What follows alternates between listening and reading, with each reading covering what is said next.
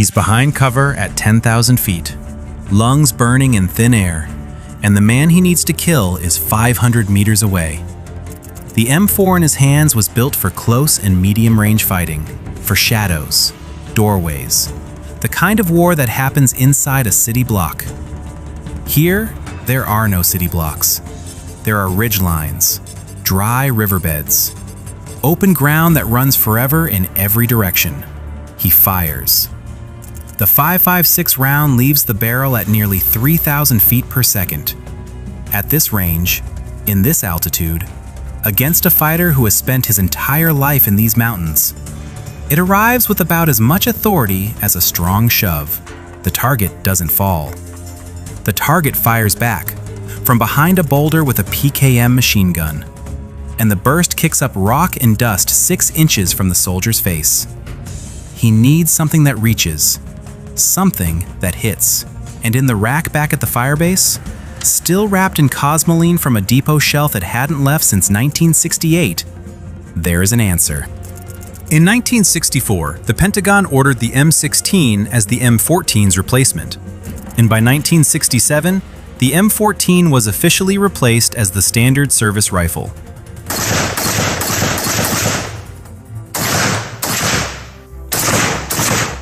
The Army had moved on. The Pentagon had decided the future was smaller, lighter, faster, and that the wars ahead would be fought up close, in jungles, in cities. For 40 years, that assumption went mostly unchallenged. Then the United States sent its soldiers into the Hindu Kush, and the Hindu Kush sent them back to a rifle they had already thrown away. To understand why, you have to understand what the Taliban learned. And what they learned was precise, patient, and deadly. The Taliban and Al-Qaeda fighters who dug into the mountains of Afghanistan in 2001 and 2002 were not new to this ground. Many of them had fought the Soviets here through the 1980s. They had watched a superpower bleed out in these valleys for a decade. They had learned what the mountains could do for a lightly armed guerrilla force, and they had built their entire tactical doctrine around one central fact. The Americans carried short rifles that fired small bullets, and those bullets ran out of energy fast. A U.S. Army study eventually confirmed what every veteran of early Afghan firefights already knew in his gut. Only about half of small arms engagements in Afghanistan fell within 300 meters. The envelope American troops had trained and equipped for. The rest pushed further, considerably further. Veterans reported firefights playing out consistently at 500, 600, 700 meters. The insurgents had mapped the effective range of an M4 carbine the way a boxer maps the reach of his opponent.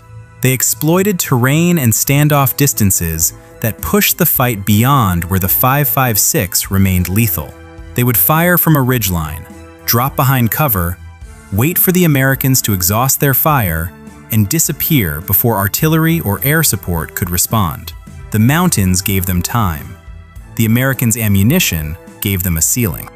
And it worked, because the rifle America had spent 40 years insisting it didn't need was sitting in storage. The M16 and its descendant, the M4, were solutions to a specific problem. That problem was Vietnam. In the triple canopy jungle, fights happened inside 50 meters. The enemy was close and fast. A soldier carrying a heavy battle rifle in 7.62 mm stumbled through dense undergrowth, soaked through, fighting at arm's length. The Army wanted something lighter, something that let a soldier carry more ammunition into a jungle that swallowed men whole. The M16 was that something. And it was a reasonable answer to a reasonable question. A small caliber, high-velocity round in a lightweight platform. The Army sidelined the M14 and pressed forward. What nobody planned for was Afghanistan. Not in 1964, and not really in 2001 either. The first American forces to arrive in significant numbers went in expecting something manageable, a follow-on to a campaign the Special Operations community had already mostly won with Northern Alliance militia and precision airstrikes.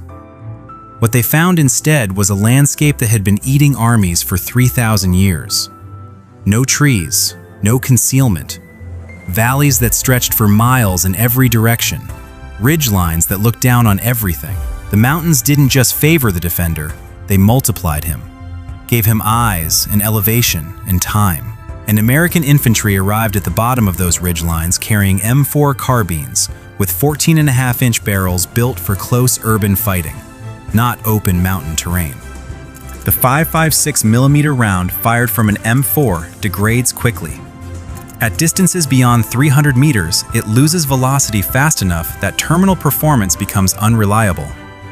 At 600 meters, the difference between the 5.56 and a full-power 7.62 round is not a matter of efficiency, it is a matter of physics. At 600 meters, a 7.62 NATO round carries roughly 4 times the energy of a 5.56. 4 times. A veteran who deployed to Oruzgan province in 2005 described it plainly. The enemy maintained a standoff distance of at least 600 yards. And at that distance, the 5.56 from the M4 short barrel demonstrated what he called lackluster terminal performance.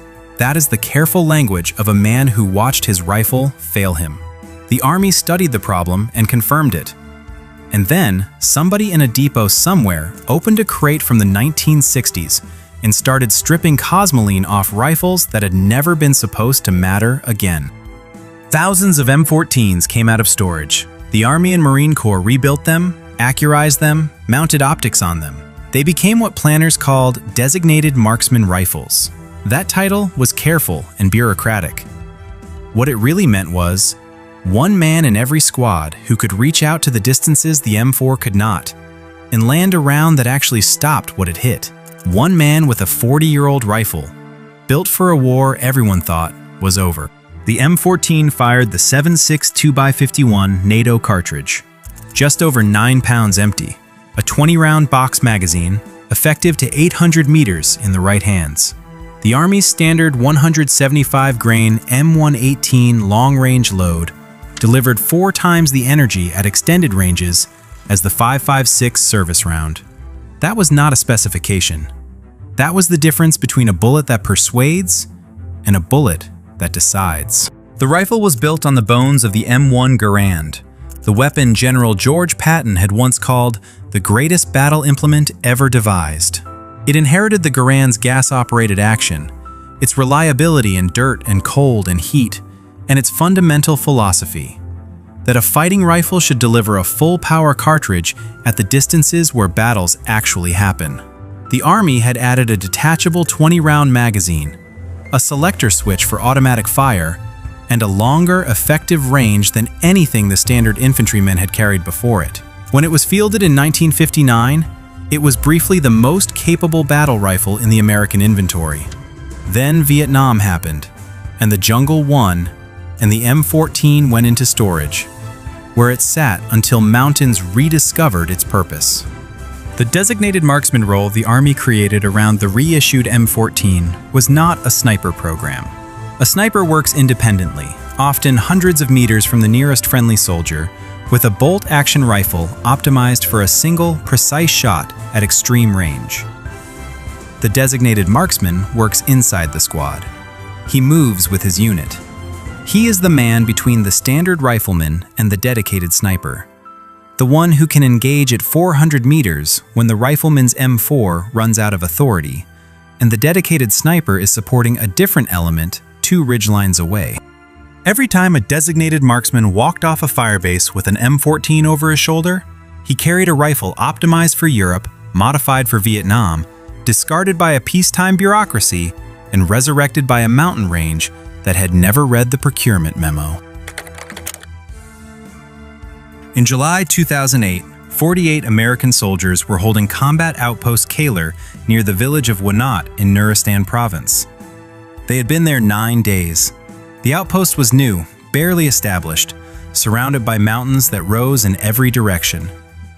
On the morning of July 13th, before full light, approximately 200 Taliban fighters moved into position on the surrounding high ground. They had been planning the assault for months. They had watched the Americans construct the outpost. They knew the fields of fire.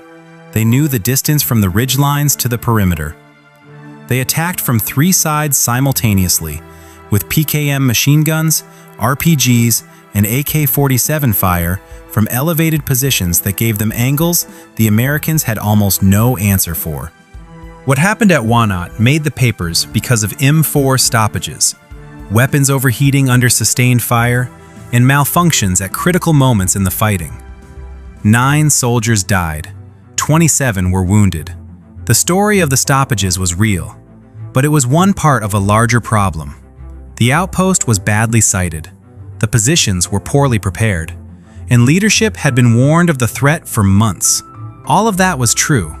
It was also true that Taliban fighters were firing down from positions the M4 could not reach with reliable lethality, and soldiers in the open were trying to fight back up a hill against entrenched fighters who had the elevation. Staff Sergeant Eric Phillips' M4 quit firing entirely. Specialist Chris McKeag fired 12 magazines in 30 minutes before the weapon overheated to the point he could not charge a new round into the chamber. He threw it down. The positions the Taliban occupied were 600 meters away. 700. The M4 was a weapon for 300 meters, maybe 400 in the right conditions. The Taliban had done the math before the first RPG was fired. Where the M14 existed that morning, it mattered. The designated marksman concept had been built precisely for this. One soldier with a rifle capable of reaching the distances the Taliban had chosen to fight from, capable of landing a round with enough energy at 500 or 600 meters to end a fighter's ability to continue the fight. The 7.62 round did not lose its authority the way the 5.56 did. At 600 meters, it still carried roughly 1,000 foot-pounds of energy, equivalent to what the 5.56 delivered at 100 meters. 100 meters. The gap was not a matter of degree. These were 2 different weapons for 2 different wars. Only the arrival of AH-64 Apache gunships and field artillery prevented the complete destruction of Outpost Kaler. Air power saved the day at Wanat, the way air power saves days when the ground weapons are wrong for the ground. But before the helicopters arrived, before the guns found their range, it was men on a perimeter in the dark with whatever they carried. And what the Taliban understood, and had understood since before the first patrol, was that the American standard-issue rifle was optimized for a different mountain, a different war, a different geometry. Wanat was not a failure of American courage. It was a geometry problem. The Taliban solved it on the ridgeline. The soldiers solved it with air support. The men who fought there paid the price that lives in between every unsolved geometry problem. The Taliban and Al-Qaeda had not invented this approach. The mountains had been teaching it for generations. In the 1980s, Soviet forces in the same country had faced mujahideen who used terrain the same way, who fired from ridgelines and mountainsides at ranges that neutralized Soviet advantages in firepower and mobility, then melted away before the response could arrive. The Soviets lost roughly 15,000 men in Afghanistan. The terrain did not change between 1989 and 2001. The tactics did not change. What changed was the flag of the foreign army in the valley below. By 2003 and 2004, American after-action reports were documenting a consistent pattern. The insurgents avoided close contact. They engaged at ranges where America's standard service rifles lost their effectiveness. They used the distances the way a chess player uses the board. It had nothing to do with courage. It was arithmetic, and the arithmetic was correct.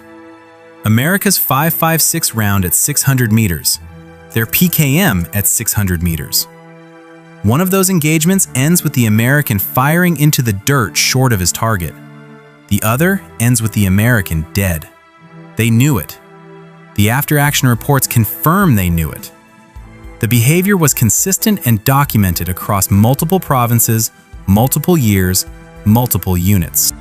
What they could not have planned for was the response from a country that doesn't throw away a good answer just because it's old. When the Army pulled M14s out of storage and put them into the hands of designated marksmen, it was not romanticizing the past. It was solving an equation. The rifle that had been set aside in the 1960s, replaced by a lighter weapon for a lighter war, turned out to have been ahead of its time in a landscape nobody was thinking about. The 7.62 NATO cartridge is not a modern answer. It is an honest answer. It goes where it is pointed. It hits what it reaches. At the distances Afghanistan demands, that is not a refinement. That is the whole conversation. This is the thing about American military history, that the procurement decisions and press releases never quite capture. The American soldier has always been asked to fight on ground nobody fully prepared him for. The M14 was declared finished because the Pentagon expected the next war to look like the last one. The Taliban expected the same thing and built their entire doctrine around the assumption that the Americans would show up with M4s and know where to use them. Both were partially right. The Americans did show up with M4s, and the Americans also showed up with rifles that had been designed before either side of this conflict was born, pulled from storage, fitted with modern optics, and handed to the one man in every squad whose job was to solve the problem the others couldn't. The M14 is still in service, not as a relic, not as a curiosity, as a fact. It is still in service because some rifles are not built for a specific war. They are built for a specific truth about what a round needs to do when a man's life depends on it traveling far enough and hitting hard enough. The Taliban knew that truth. They built their tactics around it.